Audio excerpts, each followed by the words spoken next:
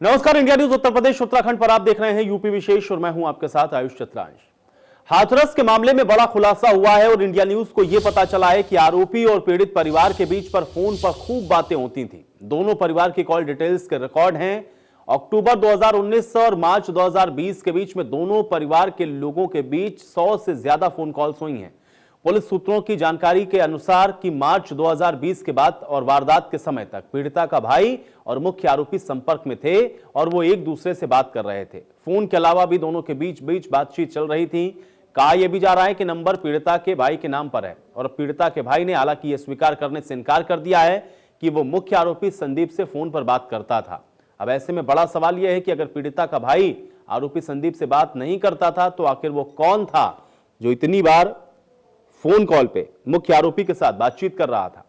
6 महीने में 104 बार बातचीत हुई है और पीड़ित और आरोपी परिवार के लोग संपर्क में थे। अब कॉल डिटेल्स इस बात का खुलासा कर रहे हैं और ऐसे में सवाल सबसे महत्वपूर्ण ये उठ रहा है कि आखिर इतनी ज्यादा फोन कॉल्स और इस तरीके से क्या बातचीत होती थी, क्योंकि पीड़िता का भाई फिलहाल इस बात से इनकार कर रहा है कि वो मुख्य आरोपी संदीप के किसी भी प्रकार से संपर्क में था, लेकिन कॉल डिटेल्स इस ओर इशारा कर रहे हैं कि जो बातचीत है वो होती थी। अब सवाल यह है कि अगर भाई, जो कि पीड़िता का भाई है, अगर इनकार कर रहा है तो फिर कौन था जो इतनी बार बातचीत कर रहा था मुख्य आरोपी के साथ। ये एक बड़ा सवाल अभी भी पूरे प्रकरण के अंदर बरकरार है, क्योंकि अब कॉल डिटेल्स को जब पुलिस ने खंगाला है तो ये चौंकाने वाला खुलासा सामने आया है और बड़ा खुलासा ये हो रहा है कि दोनों परिवार के बीच और लंबी लंबी बातचीत हुई है। इसका जो ड्यूरेशन है वो भी काफी ज्यादा बताया जा रहा है। तो ऐसे में ये बेहद लंबी बातचीत किस आधार पर होती थी, क्या बातचीत होती थी, ये सवाल अभी भी अहम बरकरार है। और चलिए इसी पूरे मामले पर बातचीत करते हैं। जो बड़ा खुलासा हुआ है, खुर्रम निजामी हमारे साथ हमारे सहयोगी जुड़ रहे हैं। खुर्रम, सबसे पहले तो ये बताएं कि जो कॉल डिटेल्स खंगाले गए हैं उसमें जो खुलासा हो रहा है वो वाकई में बड़ा चौंकाने वाला है। 104 बार से भी ज्यादा ये फोन कॉल्स हुए हैं, लंबी लंबी बातचीत हुई है, लेकिन आरोपी का जो भाई है वो इनकार कर रहा है। फिलहाल जानकारी क्या और कैसे देखा जाए इसको? देखिए, बिल्कुल ऐसी बात जब सामने आती है तो खुलासा ही कहा जाता है, क्यों जिस तरीके से बात चल रही थी, जिस तरह की बात कहीं बताई जा रही थी वो इससे उलट चल रही। यानी कि जो परिजन थे एक दूसरे को जानते थे। जो पीड़िता के भाई से आरोपी के भाई की बात हो रही है वो भी 104 बार, 1 या 2 बार बात हुई होती तो कोई बात ना होती, लेकिन 104 बार जब बात होती 6 महीने में, तो जाहिर सी बात है घनिष्ठता और निकटता दोनों बात सामने आती है, क्योंकि आप उसी को लगातार फोन करते हैं जिससे आपकी निकटता और घनिष्ठता दोनों होती है। अगर सिर्फ निकटता है तो जाहिर सी बात है आप 104 बार बात नहीं करेंगे, वो भी लंबी बात नहीं करेंगे।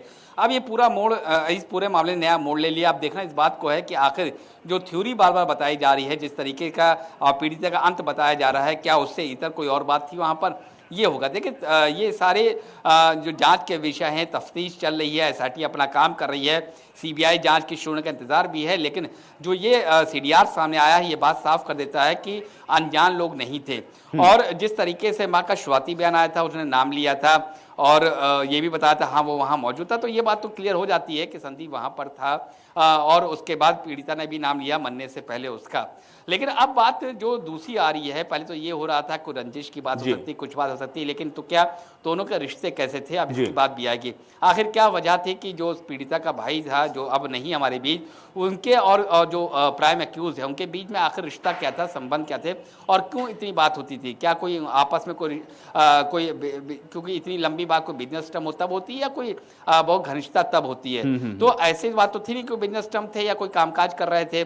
तो जाहिर सी बात है घनिष्ठता किस लिए थी या क्यों थी और क्या वजह थी, क्यों बात होती थी, तो ये तो संदीप ही बता पाएगा कि वो क्या बात करते थे। लेकिन जो भाई अभी मुकर रहा है वो एक दूसरी थ्योरी भी जन्म दे रहा है कि आखिर भाई मुकर क्यों रहा है, क्या उसको इस बात की जानकारी नहीं है कि सीडीआर निकल सकती है, अगर है तो फिर मुकर क्यों रहा है? तो जाहिर सी बात है कि जो बात कही जा रही है कि नार्को टेस्ट की बात जो मुख्यमंत्री ने कही थी, तो क्या नार्को टेस्ट अब कराना जरूरी हो गया है? क्योंकि कई बार ये होता है क्योंकि आप बहुत ज्यादा जो पीड़िता के भाई हैं वो विक्टिम है, आप उनको बहुत जबरदस्ती पूछताछ नहीं कर सकते, लेकिन अगर शक की सूझ पर जाएगी तो जाहिर सी बात है पुलिस सख्ती से पूछताछ भी करेगी और अगर तब कुछ बात निकल के आती तो तब बात दूसरी होगी। तो फिलहाल ये बड़ा खुलासा है। देखने वाली बात ये होगी कि पुलिस नहीं, लेकिन खुर्रम मुझे ये बताएं, क्योंकि चुनौती देखिए दोनों स्तर पर है। चुनौती तो ये भी है क्योंकि जिस तरीके से इस पूरे मामले ने तूल पकड़ा है, पूरे देश के अंदर हम लोग देख रहे हैं कि कैसे विरोध प्रदर्शन हो रहे हैं और खासतौर से इसका जो पॉलिटिकल एंगल है वो तो एक अलग विषय है।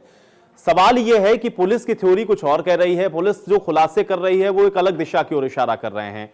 पॉलिटिकल जो इसका एंगल है वो एक अलग प्रकरण है, और दूसरा ये है कि जो पीड़ित परिवार है, दरअसल अब वो तो विक्टिम है, उसको लेकर के जो तमाम तरीके की बातें हैं वो इस समय अब सामने चल रही हैं।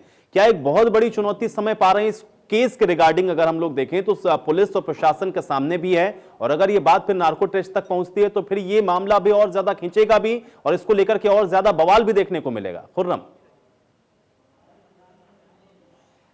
देखिए, जहाँ तक नार्को टेस्ट की बात है आयुष, तो नार्को टेस्ट तभी हो पाएगा जब वो इस बात की सहमति देंगे। बगैर सहमति के नार्को टेस्ट तो बिल्कुल नहीं हो सकता। लेकिन 3 बिंदु है जिस पर पुलिस को जांच करनी पड़ेगी। पहला तो ये है कि रेप हुआ है कि नहीं हुआ, दूसरी ये है कि हत्या तो क्लियर हत्या तो हुई है, और तीसरा ये है कि जो क्रिमिनेशन था वो ऑड आवर्स में क्यों हुआ। ये 3 बिंदु है जिस पर पूरी बात घूम रही है। पॉलिटिकल एंगल बिल्कुल जुदा बात है, उस पर हम बात भी नहीं करेंगे कि वो राजनीतिक विषय पर बात करने का कोई मतलब औचित्य नहीं है। देखिए, पहली बात तो ये है कि रेप हुआ है कि नहीं हुआ, अब इस पर जांच होगी। पेनिट्रेशन जो हमें मालूम चल रहा है कि एक रिपोर्ट में पेनिट्रेशन बताया गया है, तो रेप की संज्ञा में आता है। दूसरी बात यह है कि गैंग रेप की बात है कि गैंग रेप हुआ है कि नहीं हुआ, क्योंकि 3 और पकड़े गए। तो अब ये स्थापित करना होगा कि क्या जब पूरी घटना हो रही थी तो क्या चारों वहां मौजूद थे कि नहीं मौजूद थे। दूसरी बात, हत्या किसने करी है, अब ये बात सामने आएगी, क्योंकि बात हो रही कि वो वहां था, दुपट्टे खींच कर ले गया था। तो यानी कि प्राइमा फेशिया संदीप का नाम आता है कि हत्या उसने की थी, प्राइमा फेशिया है, अभी उसके लिए सबूत जुटाने पड़ेंगे। तीसरी जो सबसे बड़ी जांच का विषय है वो यही है कि ऑड आवर्स में आखिर क्रिमेशन क्यों हुआ था, और जैसे कि जो भाई बोल रहा है कि उनकी कंसेंट नहीं ली गई थी, उनको बताया नहीं गया था, जबकि पुलिस कह रही है, प्रशासन कह रहा है कंसेंट ली गई थी, वो दीगर सी बात है। लेकिन जो 3 बिंदु हैं, इन तीनों पर जांच करना है। कितनी बात होती थी, क्या बात होती थी, ये तो घनिष्ठता और निकटता बताती है। लेकिन असल मामला ये है कि हत्या की वजह क्या थी, आखिर हत्या करनी क्यों पड़ गई। क्या गैंग रेप छुपाने के लिए हत्या की गई, क्या रेप छुपाने के लिए हत्या की गई, क्या ये ऑनर के लिए, तमाम थ्योरीज है। पुलिस को अब जो भी सामने लाना होगा, क्योंकि देखिए बहुत हाईलाइट मामला हो चुका है। सुप्रीम कोर्ट, हाई कोर्ट दोनों इस मामले को बड़ी करीबी, बड़ी बारीकी निगाह से मॉनिटर कर रही है। तो जाहिर सी बात है कि जो कुछ भी थ्योरी लेकर आएगी या जो भी वजूहात बताएगी पुलिस या एसआईटी या सीबीआई, उसको पुख्ता सबूत के साथ बताना पड़ेगा। ऐसे नहीं होगा कि आपने हवा में कुछ थ्योरी बनाई उसके बाद ओके कर दिया, क्योंकि मामला चलिए खुर्रम, अब देखना ये होगा कि अब इतना बड़ा खुलासा हुआ है तो आगे पुलिस की थ्योरी भी क्या कहती है, और पुलिस किस कॉन्फिडेंस और किस आधार पर और किस बिना पर यह बात कह रही है उसको प्रूव भी करना होगा। बहुत शुक्रिया हमारे साथ जुड़ने के लिए, इस बातचीत के लिए। चलिए बढ़ेंगे आगे। यूपी सरकार में मंत्री मोहसिन रजा का एक बड़ा बयान सामने आया है, जिन्होंने आतंकी संगठन सिमी का नया रूप पीएफआई है ऐसा कहा है। राजनीतिक दल पीएफआई को समर्थन दे रहे हैं। मोहसिन रजा ने यह भी एक बड़ी बात कही है, हाथरस प्रकरण में पीएफआई की भूमिका है। मोहसिन रजा ने यह बात भी कही, और जातिगत दंगे करवाने की कोशिश की गई। पीएफआई की साजिश सुरक्षा एजेंसियों ने नाकाम कर दी है, और केंद्र जांच करके पीएफआई को आतंकी संगठन घोषित करे, यह बात भी मोहसिन रजा की तरफ से कही गई।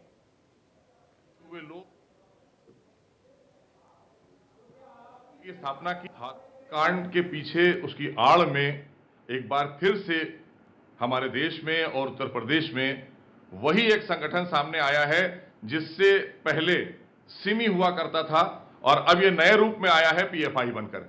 सिमी भी हमारे देश की एक प्रतिबंधित आतंकी संगठन है, और उससे निकले हुए लोग, संगठन को बैन कर दिया गया था, लेकिन उससे निकले हुए लोग, जो लोग थे जिन्होंने वो संगठन बनाया था, उन्होंने पीएफआई की स्थापना की, और पीएफआई आज हमारे देश में वही आतंक का काम कर रही है, वही आतंक फैलाने का काम कर रही है जो काम उन्होंने सीए के दौरान किया था। ये खतरनाक एक संगठन है, और उसको कुछ हमारे उत्तर प्रदेश और देश के जो राजनीतिक दल हैं वो तुष्टीकरण की राजनीति के चलते उसको संरक्षण देते हैं। तो ऐसी संस्थाओं को संरक्षण जो लोग देते हैं, ये वही लोग दोषी हैं साथ में इसके, क्योंकि जिस तरह से पीएफआई में आतंकी संगठन के लोग हैं, और अगर इनको कोई हमारे राजनीतिक दल संरक्षण दे रहे हैं तो वो भी उसमें शामिल हैं। तो वहीं हाथरस कांड के बाद सियासत जारी है, और यूपी कांग्रेस मुख्यालय पर महिला कार्यकर्ताओं को गांधी की लाठी दी गई है। अब कांग्रेस विधानमंडल दल की नेता आराधना मिश्रा ने गांधी की लाठी महिला कार्यकर्ताओं को दी है। आराधना मिश्रा ने यह बताया कि गांधी की लाठी से महिला की सुरक्षा होगी। इंडिया न्यूज से बातचीत करते हुए आराधना मिश्रा ने क्या कुछ कहा है, सुनिए। हाथरस मामले को लेकर कांग्रेस बराबर आक्रमण रही है। यही वजह है कि सरकार को पूरी तरीके से घेरने में कहीं ना कहीं कामयाब रही है। आपको आज सबको लाठी दी गई है, क्या क्या उद्देश्य है, क्या इससे लाठी से बचाव हो पाएगा? देखिए, प्रदेश की स्थिति बहुत गंभीर है। ये गांधी जी की लाठी है और मैं कहूंगी कि आप इसको जरूर दिखाएं कि ये लिखा है गांधी की लाठी।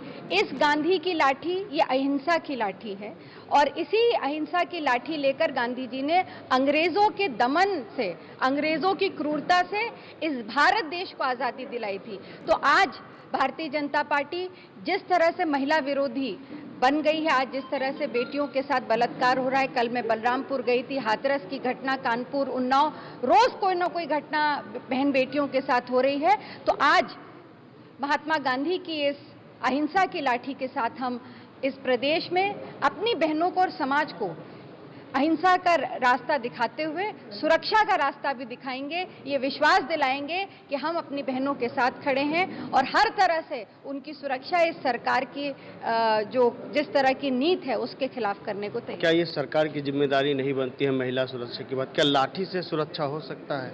एक तरफ आप लोग पोस्टर वार करती है जिसमें कि पिस्टल सब तमाम सी चीजें कमर में लेके घूमने के लिए कहती है, क्या ऐसा लगता है?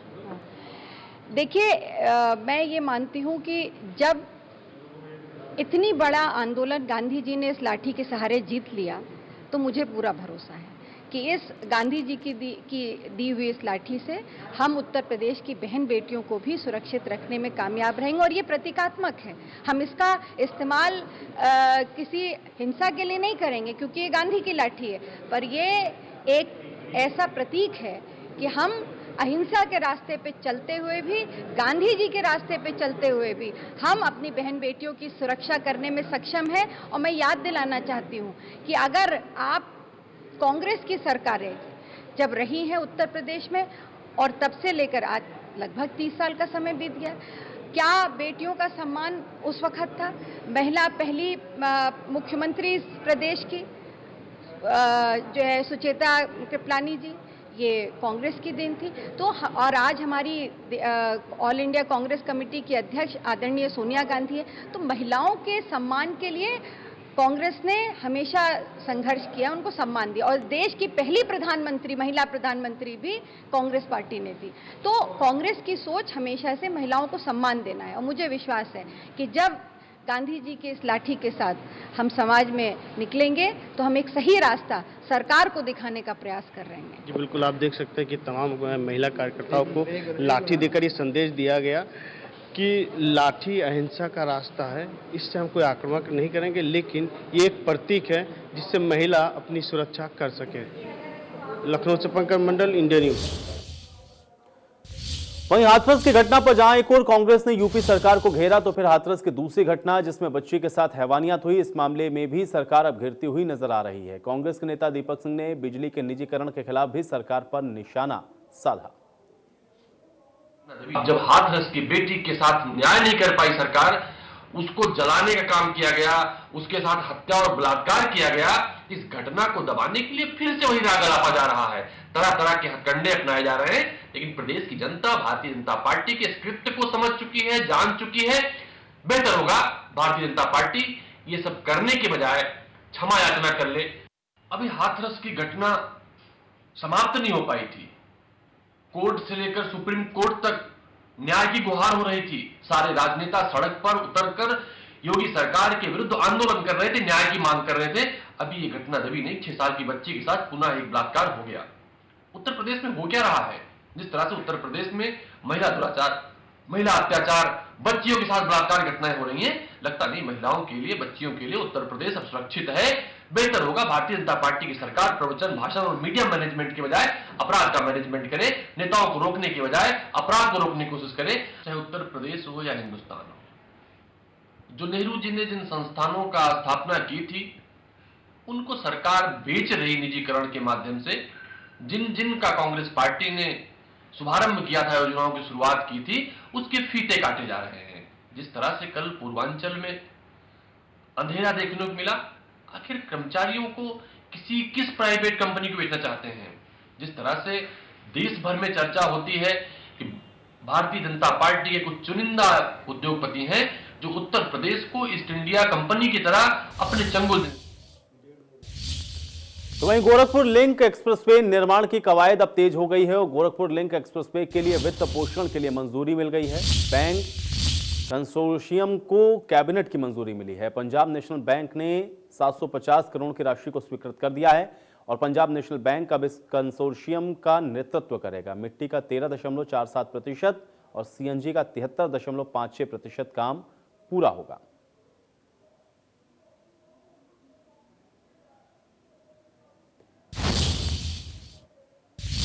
वहीं रामपुर में आजम खान के करीबी अफसर के घर पर बुलडोजर चला, जिसमें रिटायर्ड पुलिस ऑफिसर आले हसन के घर पर यह बुलडोजर चलाया गया है। बताया जा रहा है कि नियम के विरुद्ध घर बनाने का आरोप है। आरडीए ने 1 महीने पहले ही नोटिस को भी चस्पा कर दिया था, लेकिन इस नोटिस पर कोई कार्रवाई नहीं हुई। फिर आले हसन खान फिलहाल जेल में बंद हैं और अब इसी पर यह कार्रवाई आरडीए प्रशासन की तरफ से की गई है, जिसमें बुलडोजर आले हसन के इस घर पर चलाया गया है, लेकिन नियम के विरुद्ध जाकर के बनाया गया था। 1 महीने पहले ही इस पर नोटिस भी चस्पा किया गया था।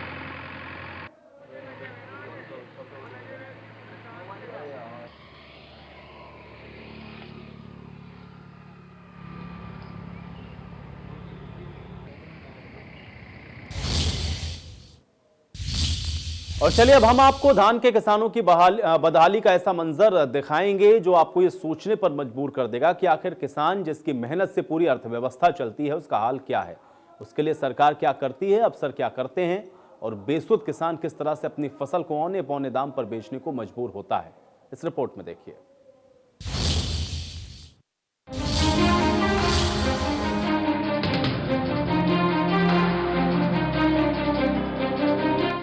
लाल बहादुर शास्त्री ने नारा दिया था, जय जवान जय किसान। उन दिनों तक तो ठीक था, लेकिन जैसे जैसे साल बदलता गया, सरकार बदलती गई, तो अन्नदाता की आस भी नारे के साथ टूटती चली गई। नया कृषि कानून आया तो अन्नदाता सड़कों पर आ गए। सरकार समझाने की कोशिश कर रही है और किसान हैं कि मानते नहीं। हम आपको दिखाते हैं हरदोई की मंडी के 2 रूप। एक रूप है सरकारी तो दूसरा रूप है व्यापारियों का, और इसमें किसान कैसे पिसता है। सरकारी धान खरीद सेंटर पर धान की आवक लगभग 0 है। सरकार का आदेश है कि किसानों का धान 1888 रुपए एमएसपी पर खरीदा जाएगा, लेकिन इस मामले में जब सेंटर इंचार्ज से बात की गई तो उन्होंने बताया कि धान गीला है, नहीं खरीदेंगे। इस दौरान इंचार्ज ये कहते हुए नजर आए कि जो धान 17% से ऊपर गीला होगा उसकी खरीद नहीं हो पाएगी। धान सुखाया जाता है। सरकार का सीधा नियम है कि जो भी धान आएगा उसकी एमएसपी जो 1888 रुपए है वो तभी दी जाएगी किसानों को जब उसका परसेंटेज सूख का जो है वो 17% होगा। लेकिन अभी चूंकि मशीनों से कट के धान आ रहा है और उसकी सूख उसका जो मॉइस्चर है वो 23 से 35% तक आ रहा है, इसलिए लोगों की भी मजबूरी है कि ये लोग धान खरीदने में असमर्थ हैं। ऐसे में किसान अपना धान 1200 रुपए में व्यापारियों को बेचने को मजबूर हैं। जब हम आरएफसी के सेंटर पर पहुंचे, जो सरकारी धान खरीद का सबसे बड़ा सेंटर है, यहां पर मौजूद सेंटर इंचार्ज से सवाल पूछा गया तो वो कैमरे से नजर छुपाकर भागने लगे। ऐसे में किसान बेहाल और अफसर मस्त। आपको बता दें कि किसान रो रहा है, उसका एमएसपी 1888 रुपए है, लेकिन वो खुली मंडी में अपना माल 1200 रुपए में बेचने को तैयार है, मजबूरी में तैयार है। हम जानते हैं एसएफसी आरएफसी के जो हमारे सेंटर इंचार्ज हैं उनसे जानेंगे भैया कारण क्या है, क्यों नहीं यहाँ माल आ रहा है, बताइए बताइए आप सेंटर इंचार्ज हैं सर। नहीं आपके पास कितना धान आया है? तो आपने देखा कैमरे से भागते नजर आ रहे हैं। जाहिर तौर पर जाहिर सी बात है, जब किसान बेहाल होता है तो कोई अधिकारी उसका नहीं होता, कोई सरकार उसकी नहीं होती, कोई प्रशासन उसका नहीं होता, सब मस्त किसान बस। अब बात कृषि बिल की आती है तो यहाँ मंडियों में किसानों की मेहनत और पसीने की कमाई का दाम सरकारी रेट से 600 रुपए कम मिल रहा है। यहाँ जो है 12.5 पौने 13 धान बिक रहा है, वहाँ बिचले में और गवर्नमेंट का 18.5 से रेट है और यहाँ 12.5 पौने 13 और तब भी कोई लेवाल नहीं है। इससे किसान का जो है बहुत बड़ा नुकसान है। और बाहर अगर बेचता है तो किसके हाथ बेचेगा, और कोई बेच भी देगा तो पैसा भी नहीं देगा। मंडी में माल बिकता है तो कम से कम पैसा तो मिल जाता है। वास्तव में अगर देखा जाए तो किसानों की स्थिति बहुत ही दयनीय है। हालांकि किसानों को सरकार द्वारा घोषित एमएसपी 1888 रुपए धान का रेट कब मिलेगा ये तो समय ही बताएगा, लेकिन जब तक इसमें प्रशासन ठोस कदम नहीं उठाता तब तक कुछ भी होने वाला नहीं है और किसान परेशान ही रहेगा। हरदोई से आलोक सिंह की report, India news, Uttar Pradesh, Uttarakhand. वहीं राज्यसभा सांसद नीरज शेखर गाजीपुर पहुंचे। उन्होंने किसान चौपाल में शिरकत की और किसानों को कृषि कानून के बारे में समझाया। इसके साथ ही विपक्ष पर गुमराह करने का आरोप भी लगाए। उन्होंने यह भी कहा कि विपक्ष किसानों को गुमराह कर रहा है। इस बिल में बिचौलियों को दूर किया गया है, जिसकी वजह से अब किसान देश के किसी भी प्रदेश में अपनी फसल का उचित मूल्य मिल सके, वो वहां पर जाकर बेच सकता है।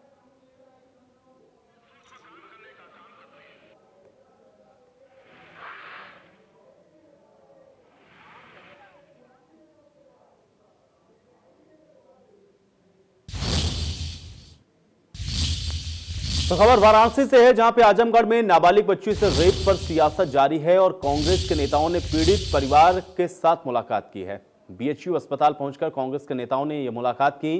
बीएचयू अस्पताल में आपको बता दें कि बच्ची का इलाज चल रहा है। परिवार को हर संभव मदद का आश्वासन भी दिया गया।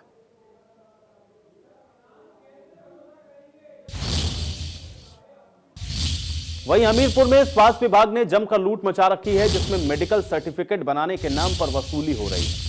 छात्रों से 100 से 200 रुपए यहां पर वसूले जा रहे हैं। डॉक्टर के केबिन में स्टाफ का रुपए लेते हुए वीडियो वायरल हो रहा है। अस्पताल में डॉक्टर के केबिन में यह वसूली हो रही है। सामुदायिक स्वास्थ्य केंद्र राठ का यह मामला बताया जा रहा है।